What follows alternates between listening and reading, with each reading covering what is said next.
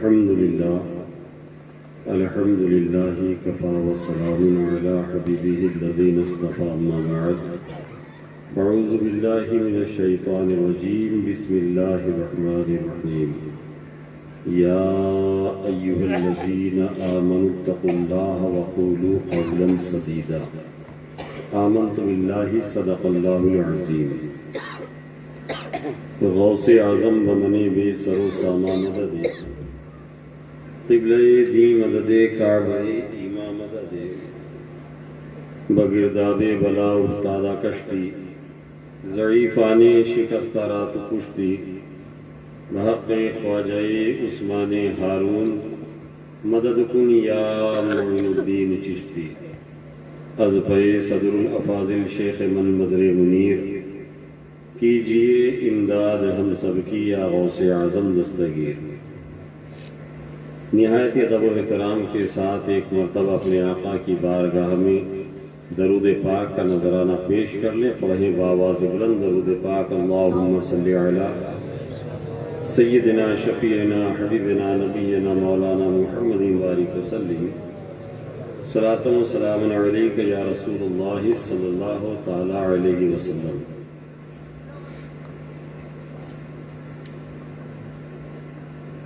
حضرات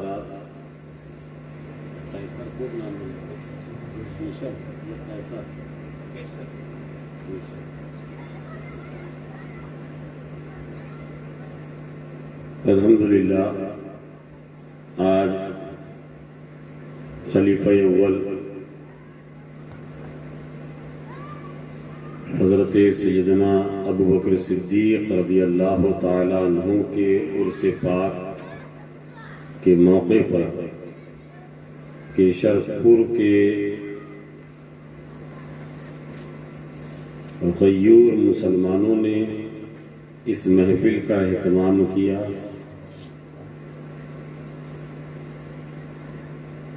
محب گرامی وقار حضرت مولانا عمران اشرفی صاحب جو آپ کے خطیب و امام کی حیثیت سے یہاں خدمت دین و خدمت مسلک انجام دے رہے ہیں، لگاتار کئی سالوں سے اس پروگرام کو منعقد کر رہے ہیں۔ اللہ تبارک و تعالی حضرت مولانا عمران صاحب کو حاسدین کی حسد اور شریروں کی شرارت سے محفوظ رکھے اور اس پورے علاقے کے تمام سنی صحیح العقیدہ مسلمانوں کو خلیفہ اول حضرت سیدنا صدیق اکبر کے فیض و برکات سے مالا مال فرمائے۔ مناظر بنگال، خطیب بنگال، فاضل جلیل عالم نبیل حضرت علامہ مولانا مفتی اشرف رضا نعیمی صاحب شیخ الحدیث جامعہ قادریہ رضویہ گاڑی گھاٹ بیربھوم مرشد آباد کا خوبصورت مدلل آپ نے خطاب و سماعت کیا۔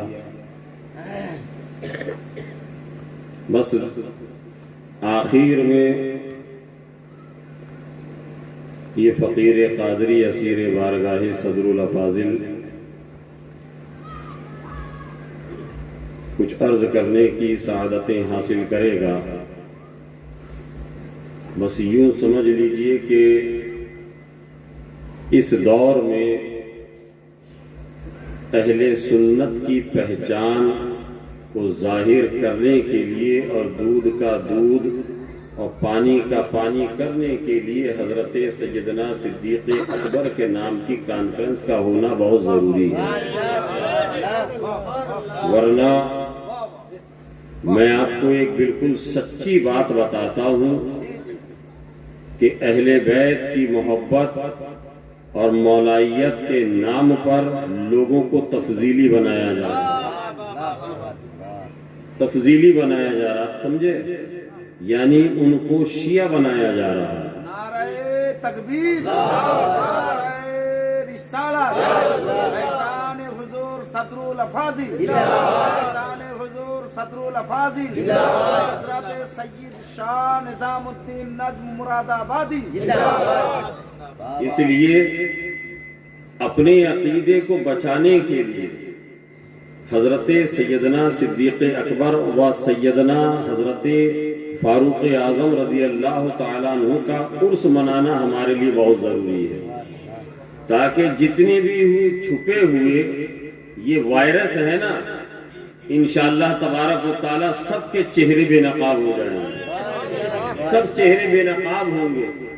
اور حضرت شیخین کا ذکر کرنا ان وائرس کے لیے اینٹی وائرس ہے۔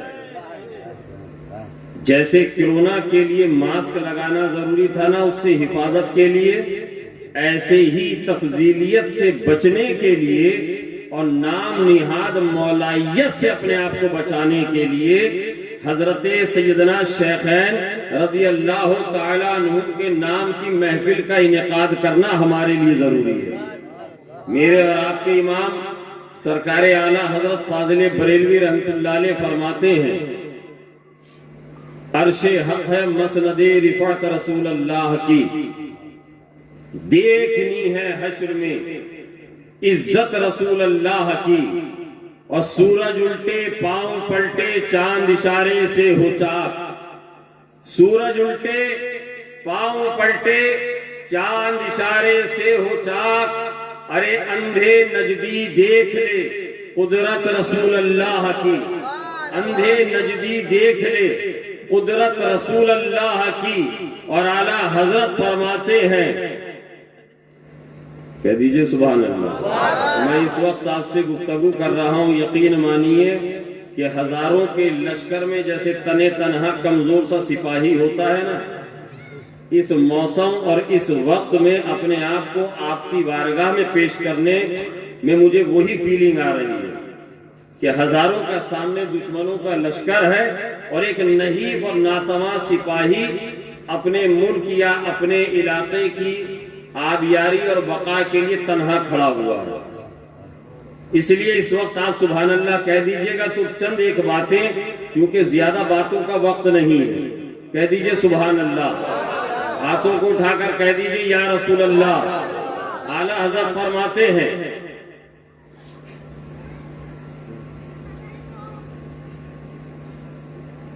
درود پاک پڑھیں، اللہم صلی علی سیدنا شفیعنا حبیبنا نبینا مولانا محمد بارک وسلم، صلاۃ و سلام علیکہ یا رسول اللہ صلی اللہ علیہ وسلم۔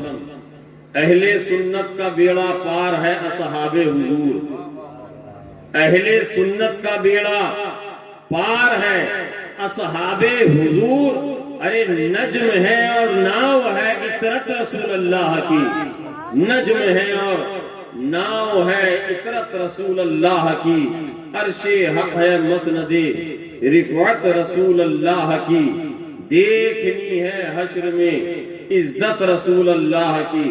حضرات، یہ حضرت سیدنا صدیق اکبر رضی اللہ تعالیٰ عنہ کے نام کی محفل ہے۔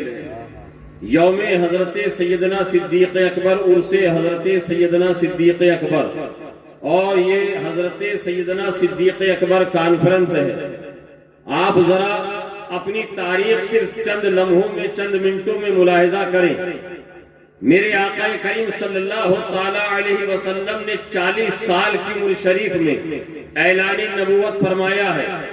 13 سال مسلسل مکہ مکرمہ میں حضور نے تبلیغ اسلام کیا ہے، 13 سال مسلسل حضور نے تبلیغ دین کیا ہے۔ 13 سال کی محنتوں کے بعد آپ ان علماء کرام سے معلوم کیجئے، چند ایک ایسی نفوس قدسیہ ہیں، چند 100 کی تعداد میں مسلمانوں کی تعداد ہے، چند 100 کی تعداد ہے کل مسلمانوں کی، وہاں سے حکم ربی ہوا ہے۔ میرے آقا صلی اللہ علیہ وسلم کو حکم ہوا ہے، حبیب آپ مکے کو چھوڑ دیجئے، آپ اپنے عزیز و اقربا کو چھوڑ دیجئے، آپ اپنے غلاموں کو چھوڑ دیجئے۔ صحیح کر دو بابو، صحیح کر دو آواز۔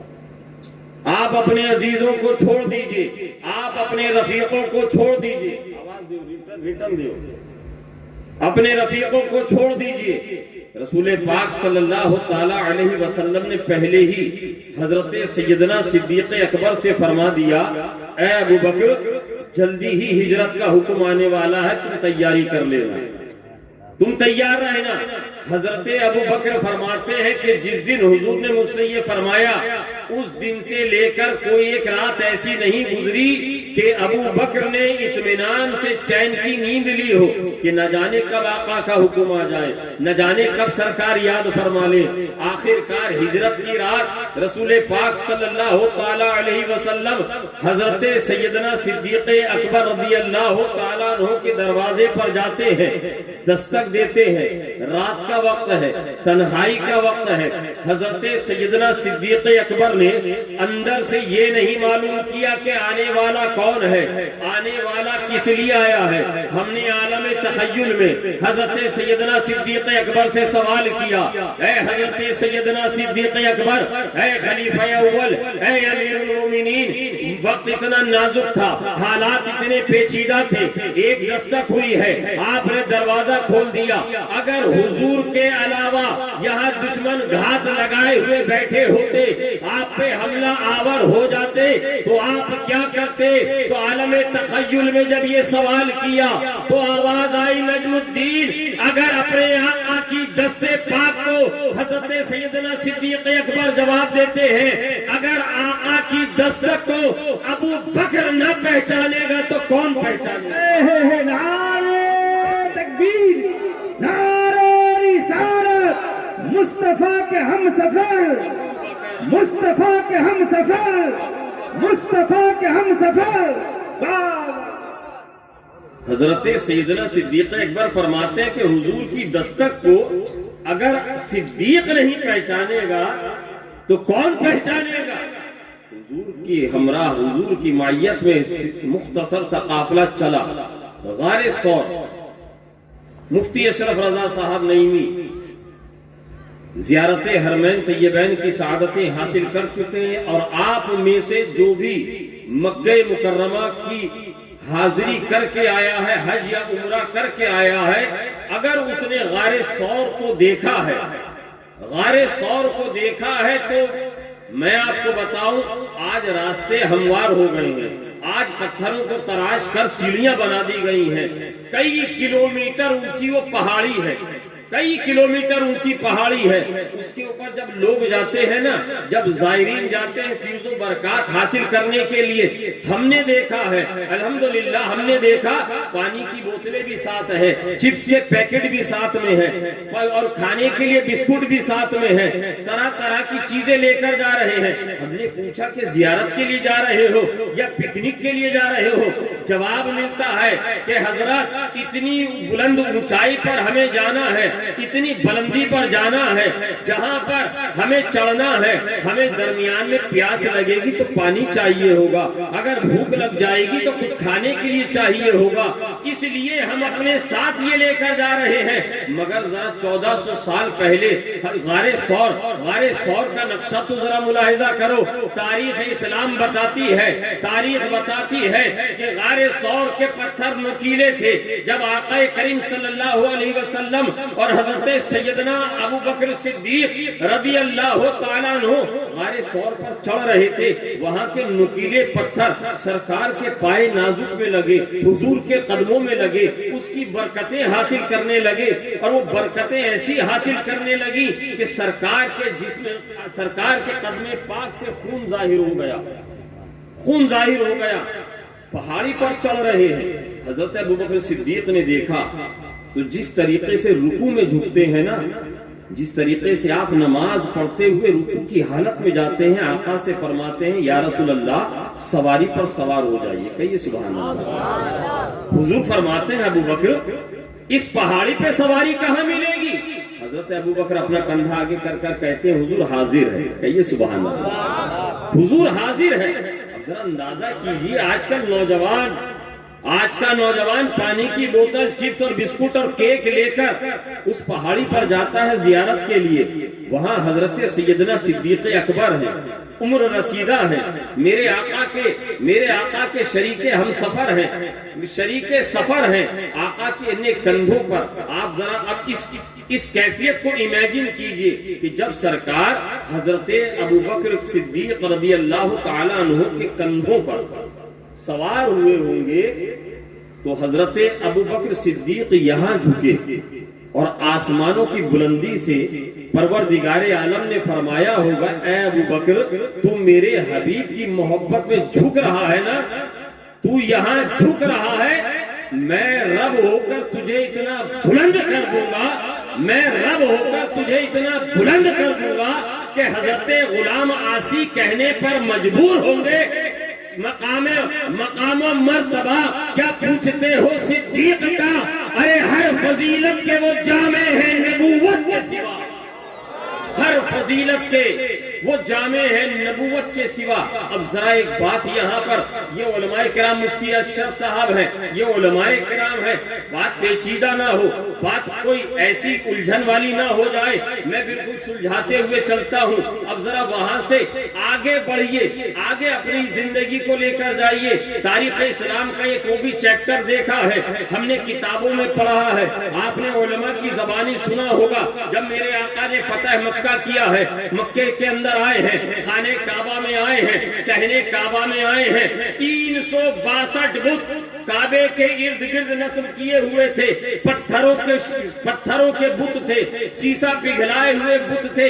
رسول پاک صلی اللہ علیہ وسلم کی دست مبارک میں ایک عصا تھا، ایک چھڑی تھی. آپ جس بت کو ٹچ کر دیتے وہ منہ کے بل اوندھے گر جاتا، وہ منہ کے بل اوندھا گرنے لگتا. ایک بت اتنی اونچائی پر تھا، اتنی اونچائی پر تھا، یہاں پر مورخین نے لکھا ہے کہ وہ اونچا تھا. حضور کا دستے پاک یہ چھڑی نہیں پہنچی. مگر سنو، ہم بریلوی ہیں، بریلوی کہیے سبحان اللہ. ہم بریلوی ہیں، جب بات کریں گے محبت کی کریں گے، بات کریں گے ادب کی کریں گے، بات کریں گے پیار کی کریں گے، اس لیے کہ ہمارے امام نے ہمیں اپنے نبی کا محبت کرنے والا بنایا ہے، نبی سے محبت کا پیغام دے کر جان پلایا ہے. ہم عرض کرتے ہیں ارے نبی پاک صلی اللہ علیہ وسلم کا دستے پاک اس چھڑی تک، اس بت تک نہیں پہنچا، یہ چھڑی نہیں پہنچی. جبکہ حدیث پاک ہمیں یہ بتاتی ہے حضور مصلی امامت پر ہیں، نماز پڑھا رہے ہیں، صحابہ کرام پیچھے مقتدی ہیں. اچانک حالت نماز میں آقا نے ایک قدم داہنا آگے بڑھایا اور داہنا ہاتھ اپنا اوپر کر دیا، پھر ہاتھ کو نیچے کیا، پھر وہ قدم پیچھے کر لیا، سلام پھیر لیا گیا. نماز مکمل ہو گئی. دعا ہونے کے بعد غلاموں نے عرض کیا فداک ابی و امی یا رسول اللہ، اے آقا ہمارے ماں باپ آپ پر قربان ہو. یا رسول اللہ آج معمول سے برعکس آپ نے یہ کیا کیا ہے؟ آپ نے اپنے پیروں کو آگے کیا ہے، اپنے ہاتھ کو اوپر اٹھایا ہے. میرے آقا نے ارشاد فرمایا اے میرے غلاموں، رب تبارک و تعالیٰ نے حالت نماز میں میرے سامنے سے جنت کے حجابات اٹھا دیے اور میرے سامنے جنت کے اندر موجود انگوروں کے خوشے یعنی اس کے گچھے لٹک رہے تھے. میں نے چاہا تمہارے لیے، غلاموں کے لیے انگور کا ایک خوشہ توڑ لو جسے تم قیامت تک کھاتے رہتے، مگر ختم نہیں ہوتا. پھر مجھے تمہارا خیال آیا، میں نے اس خوشے کو، انگور کے گچھے کو ہاتھ میں پکڑ کر چھوڑ دیا، میں پیچھے آ گیا. علماء کرام یہاں تشریف فرما ہے، صحیح حدیث کی روایت ہے، صحیح ستہ کی روایت ہے. ارے نبی مصلی پر کھڑے ہو، ہاتھ بڑھا دے تو جنت کے انگور کے خوشے کو پکڑ لے. جنت میں موجود انگور کے گچھے کو پکڑ لے. تو یہ ہمارا عقیدہ کیسے ہمیں بتا دے کہ کعبے کے اوپر بت تک نبی کا ہاتھ نہیں پہنچا؟ ہمارا عقیدہ یہ کیسے ہمیں کہنے پر؟ بلکہ سنو، یہاں مقام ولایت دکھانا مقصود تھا. کہیے سبحان اللہ. جب حضرت علی نے وہاں یہ ملاحظہ کیا، جب یہ منظر دیکھا، حضرت علی جیسے رکوع میں جھکتے ہیں ایسے ہی جھک گئے. عرض کیا ودا کا بھی و امی یا رسول اللہ صلی اللہ علیہ وسلم، یا رسول اللہ آپ میرے کاندھوں پر آ جائیں اور علی کے کاندھے پر چڑھ کر اس بت کے اوپر ایک ضرب لگا دے تاکہ یہ کعبے سے نیچے گر پڑے۔ آقا ارشاد فرماتے ہیں اے علی تم بار نبوت نہیں اٹھا سکتے ہو، اے علی تم بار نبوت نہیں اٹھا سکتے ہو۔ اب دیکھیے، اب حضور نے کہا اے علی تم میرے کاندھوں پر آ جاؤ، کہو سبحان اللہ۔ ہم ہیں سچے مولائی، ہم سچے پکے مولائی ہیں، ہم مولائیت کے نام پر کسی کا عقیدہ خراب نہیں کرتے۔ یاد رکھیے گا، حضرت سیدنا ابوبکر صدیق اور حضرت سیدنا فاروق اعظم وہ جلیل القدر صحابی ہیں جن کی بیٹیاں ہمارے آقا کے نکاح میں ہیں، ہمارے آقا کے نکاح میں ہیں، ہماری ماں ہے، تمام مومنوں کی ماں ہے۔ اور حضرت عثمان اور حضرت علی وہ صحابی ہیں، وہ خوش نصیب ہیں جن کے نکاح میں مصطفیٰ کی شہزادیاں ہیں، مصطفیٰ کی شہزادیاں ہیں۔ ارے جنہوں نے نبی کو بیٹی دیا ہم اس سے بھی پیار کرتے ہیں، اور نبی نے جن کو اپنی بیٹیوں کو دیا ہم ان سے بھی پیار کرتے ہیں، ہم ان سے بھی پیار کرتے ہیں۔ یہ ہے عقیدہ اہل سنت۔ اور بتاؤ مزہ نہیں آ رہا ہے؟ علی کے بیٹے سے حضرت ابوبکر صدیق کی شان سن رہے ہو، مزہ آ رہا ہے نا؟ کہہ دو سبحان اللہ، مچل کر کہہ دو یا رسول اللہ۔ حضرت علی کو اب دیکھیے، حضرت ابوبکر نے کاندھوں پر، حضور نے یہ نہیں فرمایا اے ابوبکر تم بار نبوت نہیں اٹھا سکتے، مگر یہاں فرما رہے ہیں حضور، یہاں فرما رہے ہیں حضور اے علی تم بار نبوت نہیں اٹھا سکتے۔ حضرت سیدنا صدیق اکبر رضی اللہ تعالیٰ عنہ کا ایثار، آپ کی قربانی، ارے ہم کیا بیان کریں جن کے بارے میں خود مصطفیٰ فرمائے کہ لوگوں میرے پاس جن کا بھی مال آتا ہے تو میں اس کو امانت سمجھ کے خرچ کرتا ہوں، مگر جب ابوبکر کا مال میرے ہاتھ میں آتا ہے میں بے فکر ہو کے خرچ کرتا ہوں، میں بے فکر ہو کے۔ نعرہ رسالت، مصطفیٰ کے ہم سفر، مصطفیٰ کے ہم سفر، مصطفیٰ کے ہم سفر، نعرہ حیدری۔ اتنی قربانی حضرت ابوبکر صدیق نے، آپ نے سنا ہے کہ ایک موقع پر گھر کا سارا مال جھاڑو لگا کر حضور کی بارگاہ میں پیش کر دیا۔ اب صبح جب ہوئی، فجر کا وقت ہوا، فجر کے بعد جب حضرت ابوبکر صدیق حضور کی بارگاہ میں آ رہے ہیں، آپ کے یہاں کیا کہتے ہیں؟ ٹاٹ کو بستہ، جو بستہ ہوتا ہے، ٹاٹ، بورے کا لباس، اور اس کے اندر ببول کے کانٹے۔ ابھی بارگاہ مصطفیٰ میں حضرت ابوبکر نہیں پہنچے، حضرت جبریل آ گئے، کہیے سبحان اللہ۔ حضرت جبریل آئے، حضور نے ملاحظہ فرمایا کہ حضرت جبریل بورے کا لباس پہنے ہوئے، حضرت جبریل بورے کا لباس پہنے۔ کہا جبریل کیا معاملہ ہے؟ کہا یا رسول اللہ اوپر آسمان کی طرف تو نگاہ اٹھائیے۔ سرکار فرماتے ہیں میں نے آسمان کی طرف نگاہ اٹھائی تو دیکھا آسمان کے فرشتے بورے کا لباس پہنے ہوئے ہیں۔ اتنے میں بھی کچھ کہتا دیکھا سامنے سے ابوبکر بورے کا لباس پہن کر آ رہے ہیں۔